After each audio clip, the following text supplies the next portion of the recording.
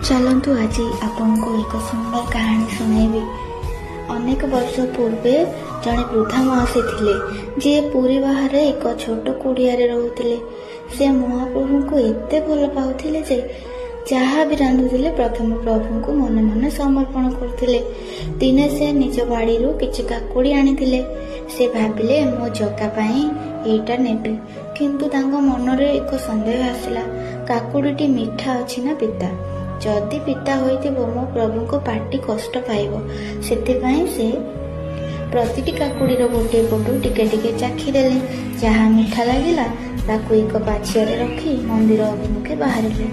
मंदिर द्वार रे पहुंचिबा परे पंडा माने तांको अटकाइले एवं कहिले, एटा तो अइठा, प्रभु को एमिति अइठा काकुड़ी भोग लागि पाइबो नाही। वृद्धा जन को कांदी कांदी कहिले, मु तो प्रभु को पिता जिनिस खुआइबा को चाहू नथिली, सेथिपाई चाखिथिली, किंतु केही शुणिले नाही।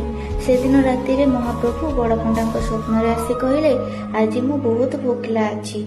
तुमे माने मते 56 बहुटी भोग देल, किंतु सेतिरे मो माउसीर से श्रद्धार मीठा काकुड़ी नथिला। तार से अइठा काकुड़ी रे जे प्रेम थिला ताहा तुमर मूल्यवान भोगरे नाही। ता पर दिन सम्मानर सहित से माउसी को डका गला एवं तांको श्रद्धा सर्वोपरि बोली समस्ते स्वीकार कले। मो प्रभु केवल भावर भोगिला, से सुना रूपा खोजती नहीं, से केवल खोजती भक्तर आंतरिकता। आशा करुच्ची आपको ये कहानीटी बहुत पसंद आसुथिबो।